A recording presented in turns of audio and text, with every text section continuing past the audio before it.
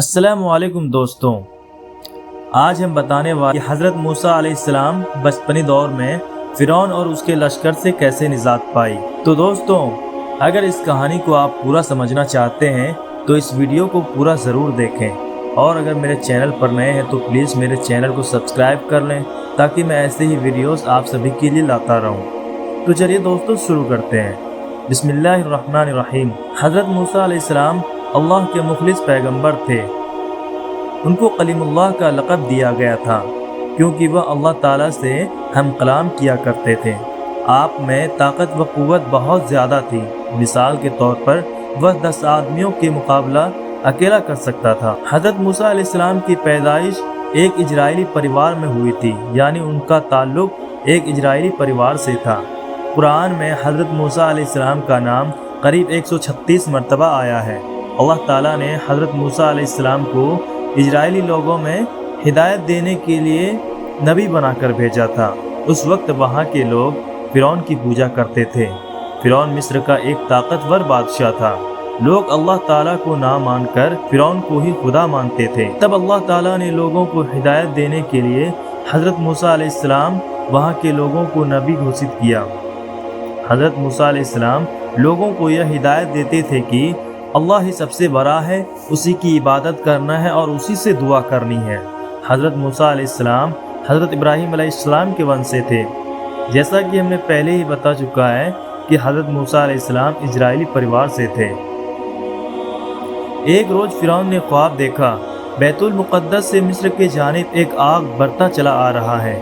वह आग तमाम मिस्र वाले को जला डालता है, मगर इस आग ने बनी इसराइल के घर को महफूज रखते हैं। फ़िरौन ने इस ख्वाब की ताबीर अपने पास मौजूद कहीनों से पूछी तो उन्होंने बताया कि बनी इसराइल में एक ऐसा बच्चा पैदा होने वाला है जिसकी वजह से मिस्रियों और खिब्तियों की हलाकत होगी। तौरात में है और तारीख के जानने वाले भी कहते हैं कि फ़िरौन को बनी इसराइल के साथ इसलिए दुश्मनी हो गई थी कि उस ज़माने में काहिनों, नजूमियों और क़याफ़ागरों ने उसको बताया था कि उसकी हुकूमत का जवाल एक इजरायली लड़कों के हाथ से होगा। और कुछ तारीखी रिवायतों में यह है कि फ़िरौन ने एक भयानक ख्वाब देखा था जिसकी ताबीर दरबार के ज्योतिषियों और काहिनों ने वही दी थी, जिसका जिक्र गुजर चुका है। हज़रत मूसा अलैहिस्सलाम को दुनिया में आने से पहले फ़िरौन को किसी ने खबर दी थी कि बनी इसराइल लोगों में से एक लड़का जल्द ही पैदा होगा। उसके पैदा होते ही फ़िरौन का सारा साम्राज्य खत्म हो जाएगा। ये बात सुनकर फ़िरौन घबरा गया और उसने अपनी सेना को आदेश दिया कि हर बनी इसराइल के घर की तलाशी करो और जहाँ बच्चा दिख रहा है उसे मार दो। फ़िरौन सिर्फ बेटे को मारना चाहता था, बेटियां होने पर उन्हें छोड़ देता था। फ़िरौन का आदेश मिलते ही सिपाही बनी इसराइल के घरों की तलाशी में निकल गए और एक एक करके उनके बच्चे को कत्ल करना शुरू कर दिया। हज़रत मूसा अलैहिस्सलाम की वालिदा जब हमल से हुई तो इसकी खबर किसी को न हुई। उन्होंने सबसे छुपाए रखा और जब हज़रत मूसा अलैहिस्सलाम पैदा हुए तब भी सिवाय करीबी रिश्तेदारों के अलावा और किसी को मालूम न होने दिया। हज़रत मूसा अलैहिस्सलाम का नसब कुछ वास्तों में हज़रत याकूब अलैहिस्सलाम तक पहुँचता है। उनके वालिद का नाम इमरान और वालिदा का नाम युकाबूद था। इमरान के घर में मूसा अलैहिस्सलाम की पैदाइश ऐसे ज़माने में हुई जबकि फ़िरौन इजराइली लड़कों के कत्ल करने का फ़ैसला सुना चुका था। बहरहाल जूझू करके 3 माह तक उनके पैदा होने की किसी को खबर न होने दिया। इस सख्त और नाजुक वक्त में अल्लाह ताला ने मदद की और मूसा अलैहिस्सलाम की वालिदा के दिल में यह बात डाल दी। जब हज़रत मूसा अलैहिस्सलाम की माँ को इस बात का खबर लगी तब वह भी घबरा गई। तब अल्लाह ताला से उनको एक पैगाम आया कि इसे एक टोकरी में रखकर नील नदी में छोड़ दे, इस बच्चे को कुछ नहीं होगा। अल्लाह के हुक्म के मुताबिक उन्होंने आप यानी हज़रत मूसा अलैहिस्सलाम को एक टोकरी में रखकर घर के पीछे नील नदी में बहा दिया। नदी में रखते ही टोकरी भी बहने लगी। टोकरी नदी में बहकर फ़िरौन के महल तक जा पहुंची। टोकरी को देखते ही फ़िरौन के सिपाहियों ने हज़रत मूसा अलैहिस्सलाम को टोकरी से निकाला और फ़िरौन के पास ले गए।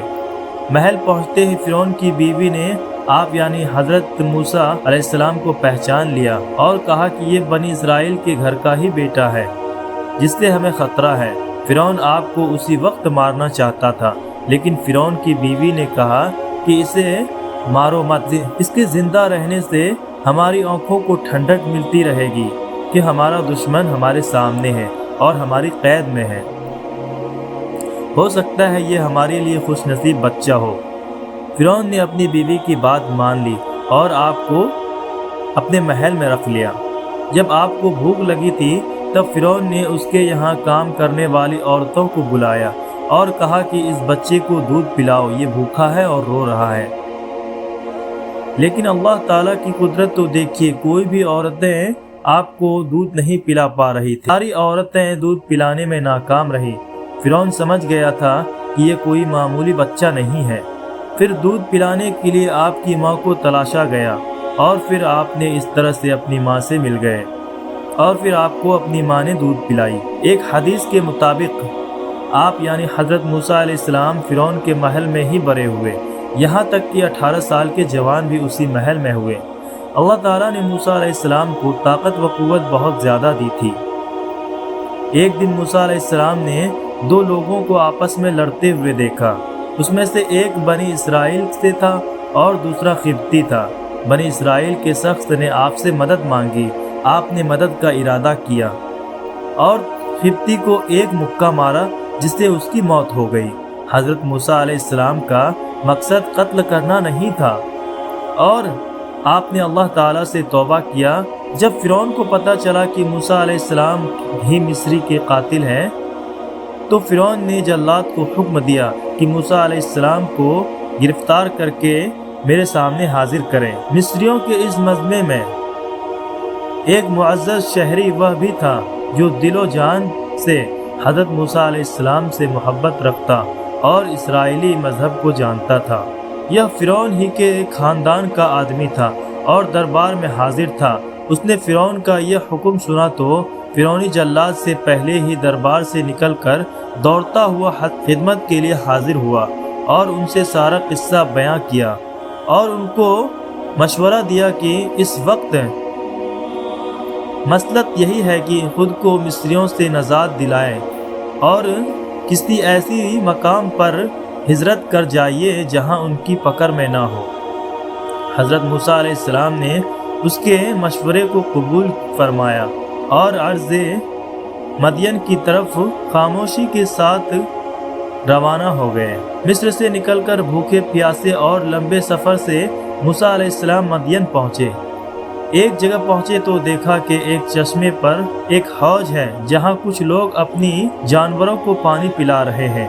قریب ہی آپ نے دیکھا کہ 2 عورتیں ہیں جن کے پاس بکریاں تھیں، وہ پانی کے قریب اپنی بکریوں کو روکے ہوئے تھے۔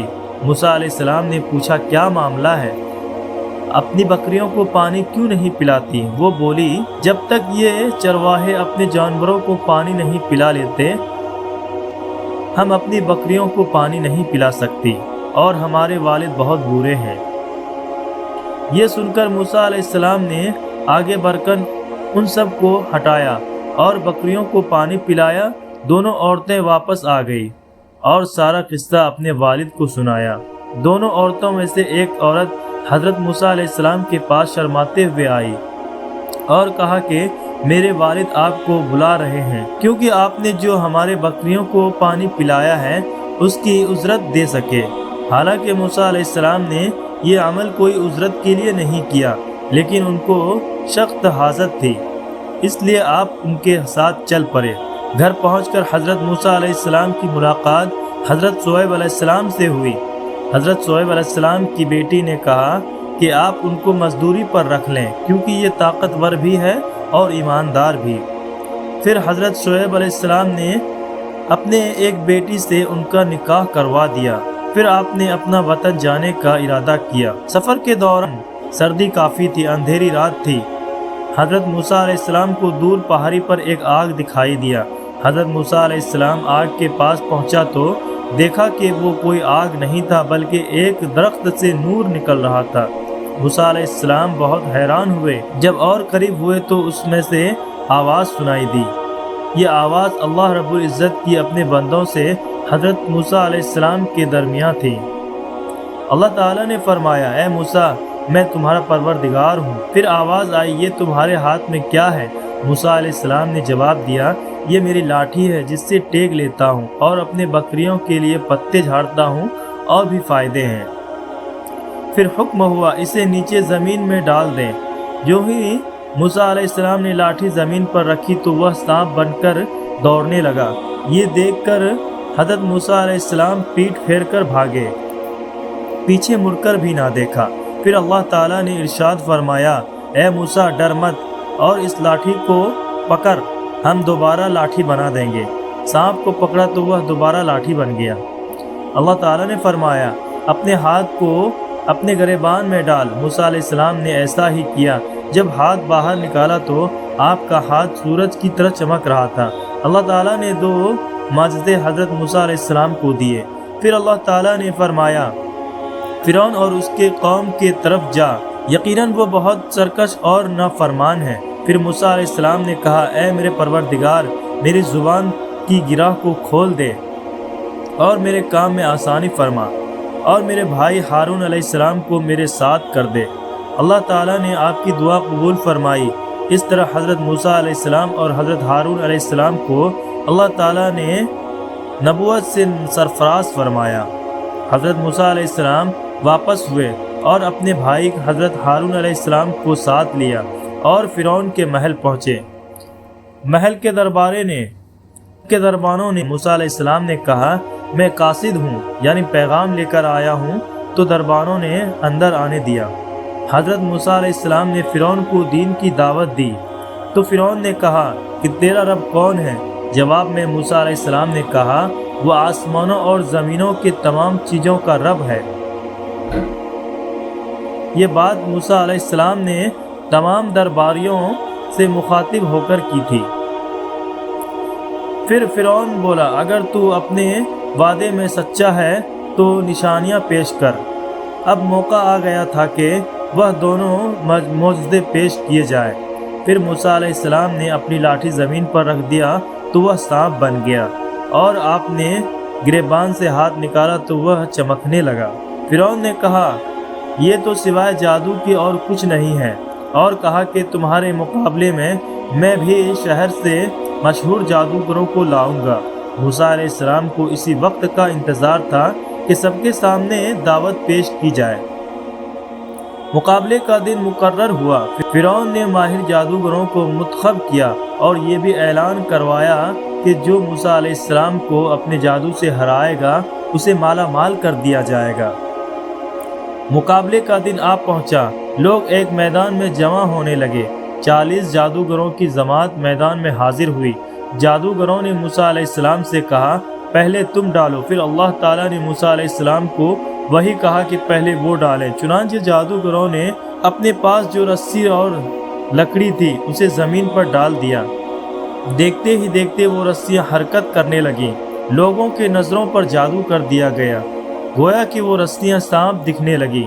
موسیٰ علیہ السلام نے وحشت محسوس کی تو اللہ تعالیٰ نے وحی کی کہ یقیناً تو ہی غالب آئے گا، اور تیرے ہاتھ میں جو چیز ہے اسے زمین پر ڈال دے۔ چنانچہ موسیٰ علیہ السلام نے جیسے ہی اپنی لاٹھی زمین پر ڈالا تو ایک ازہدہ یعنی سانپ بن گیا، اور تمام جادوگروں کی رسیاں یعنی جو جادو سے سانپ بنایا گیا تھا اسے نگلنا شروع کر دیا۔ جب جادوگروں نے یہ منظر دیکھا تو سمجھ گئے کہ یہ جادو نہیں ہو سکتا بلکہ یہ اللہ کی طرف سے ہے۔ سارے جادوگر سجدے میں گر گئے اور بولا، میں تو موسیٰ علیہ السلام اور ہارون علیہ السلام کے رب پر ایمان لاتا ہوں۔ تفسیر سورہ طٰہٰ۔ جب فرعون نے دیکھا کہ سارے جادوگر ایمان لے آئے ہیں تو فرعون نے بولا کہ ہم سے پوچھے بنا تم نے موسیٰ علیہ السلام پر ایمان کیسے لا سکتے ہو؟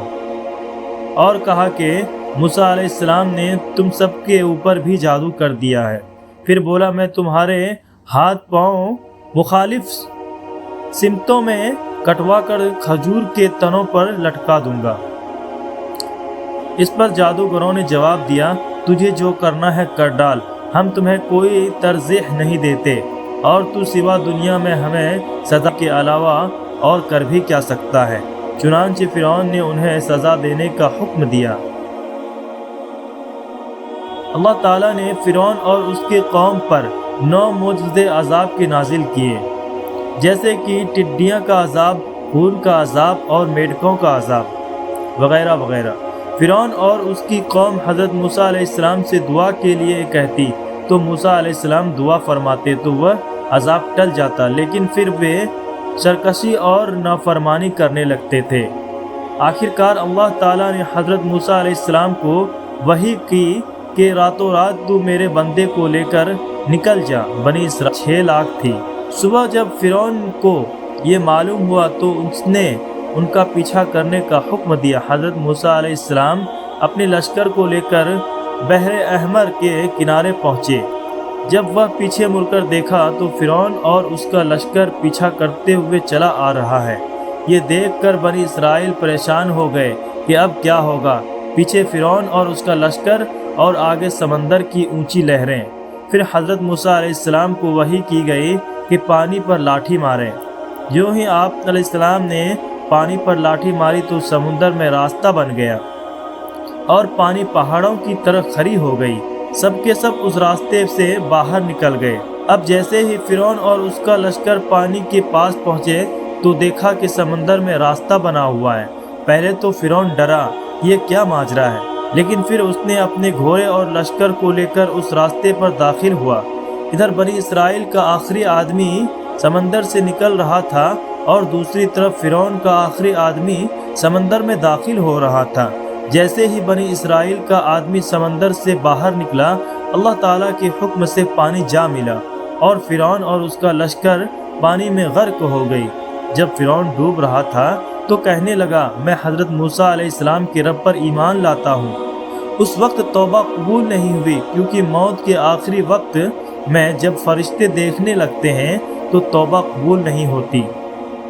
فرعون کی لاش کو اللہ تعالیٰ نے لوگوں کے لیے عبرت کا نمونہ بنا دیا، اور آج بھی فرعون کی لاش مصر کے ازدیب گھر میں موجود ہے۔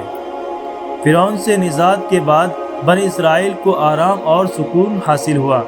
اور دوستوں، آپ کو میں یہ بھی بتا دوں کہ ایک بار حضرت موسیٰ علیہ السلام کوہ طور پر اللہ تعالیٰ سے ہم کلام کے دوران آپ نے اللہ تعالیٰ سے دیدار کرنے کی خواہش کی تھی۔ بہت اصرار کے بعد اللہ تعالیٰ نے اپنے نور کی ایک چھوٹی سی تجلی ڈالی، جس کی وجہ سے پہاڑ ریزہ ریزہ ہو گیا اور حضرت موسیٰ علیہ السلام بے ہوش ہو گئے، اور بعد میں اللہ رب العزت کے بارگاہ میں معافی مانگی اور سجدہ ریز ہوئے۔ اللہ تعالیٰ ہم سبھی کو نیک اور دین کی راستے پر چلنے کی توفیق عطا فرمائے، آمین۔